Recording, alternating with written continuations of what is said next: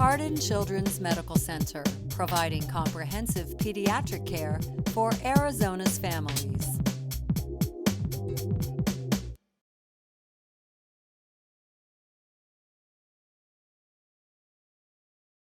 Joey is probably one of the happiest babies that you'll ever meet. He's always smiling.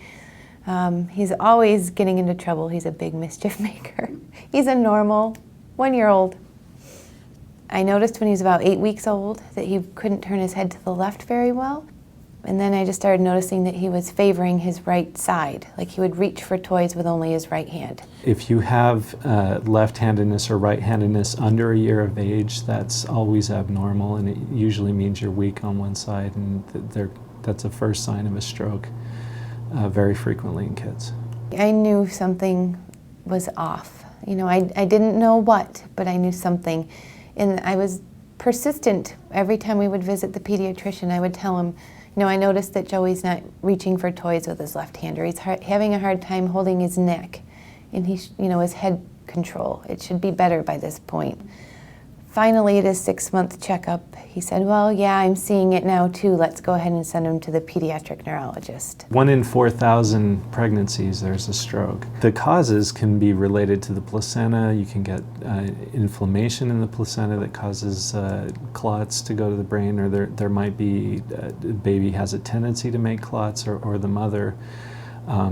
Due to certain conditions, if you get dehydration, that can lead to an increase of clots that go to the brain. And the baby's circulation is such that clots travel right through the heart to the brain because the whole circulation is set up to support the brain's development.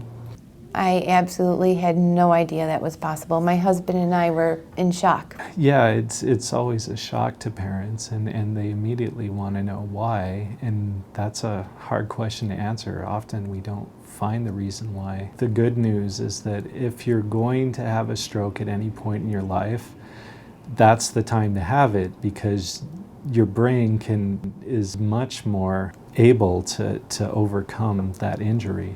Because it still has a lot of growth behind it. It made me second guess myself, and did I do anything wrong during the pregnancy? Is it something that I did that could have caused this? The first few days were really hard. I was just hard on myself. But then I got reading, more and more things about it, and just started to educate myself as much as I could. Difficult pregnancies can have stroke more often. Twin pregnancies are at increased risk, but as far as actually knowing it happened, it's often very silent. Your first indicator can be that the baby who was fine in an uneventful pregnancy has seizures. Okay, here, can you grab one?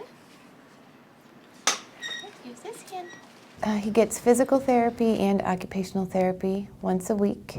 They actually come out to the house. We work on trying to help with his balance for walking, using his left hand to do tasks like playing or picking up a puff to eat. There you go, good job.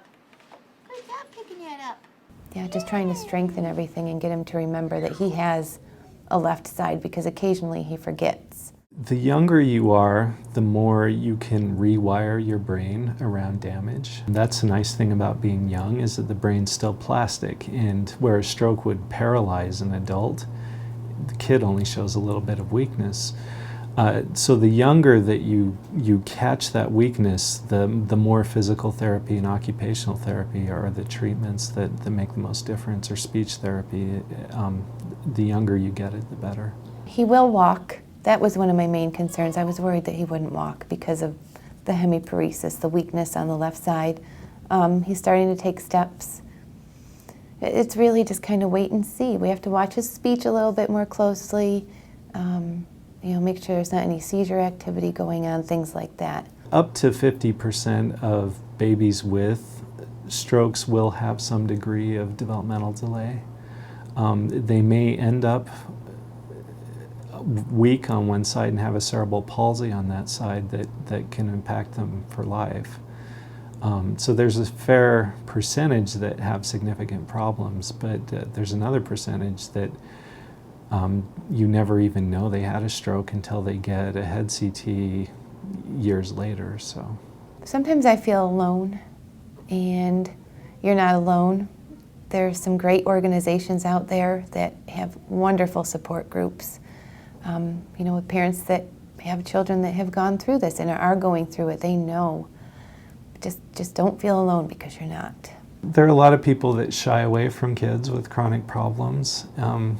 For me, that was always kind of a motivating factor. I mean, who else is there for these parents? And yet, at the same time, I think the kids are an inspiration, the ones that have the chronic problems, because they just attack life like nothing's going on. They really are resilient. It's really neat to watch a kid as they develop into their best self over many years. So I enjoy that a lot. Being persistent. You have to be persistent. If your gut is telling you that something's not right, stick with it. Because most of the time the mommy gut is right. It is.